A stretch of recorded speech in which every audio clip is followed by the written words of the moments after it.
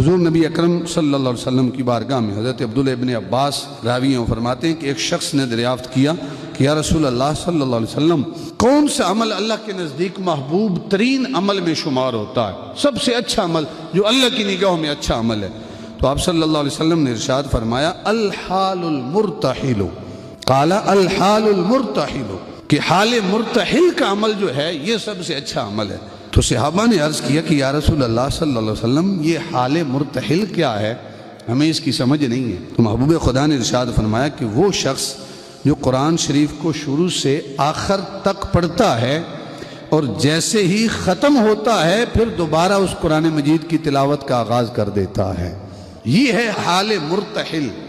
ایک مرتبہ قرآن ختم ہو گیا، اب وہ یہ نہیں کرتا بھئی بند کر کے رکھ دو غلاف کے اندر، وہ بلند جگہ پہ رکھ دو، نہیں، بلکہ اس کو دوبارہ اس کی تلاوت کا آغاز کر دیتا ہے، یعنی شروع سے پھر آغاز کر دیتا ہے۔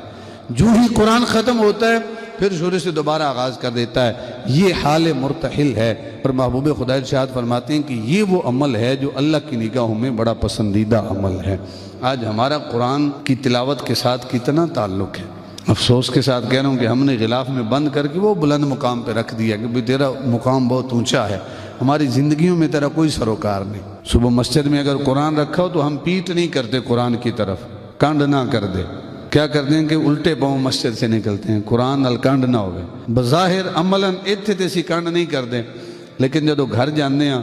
تو کاروبار جھوٹیاں قسماں چاہ کے عملاً قرآن نال ساڑی کانڈ ہو رہی ہوندی ہے۔ جدو ملاوٹ اسی کر دیں عملاً ساڑی قرآن نال کانڈ ہو رہی ہوندی ہے، جدو جھوٹ اسی بول دیں عملاً ساڑی قرآن نال کانڈ ہو رہی ہوندی ہے۔ معاملات رشتہ داریاں وچ اسی فساد کر دیں،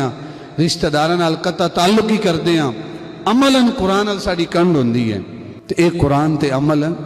نہیں، اصل کانڈ تو بچنے تے عملی طور تے قرآن تو جڑا سی کانڈ نہ کریے نہیں، عمل ساڑا قرآن دے حساب نال ہوئے، ایک قرآن تے عمل ہے۔ بظاہر اگر کانڈ ہو بھی جاوے تو او دے چ بندہ گناہگار نہیں، لیکن عملاً اگر قرآن نال کانڈ کرو گے تو پھر انسان گناہگار ہے۔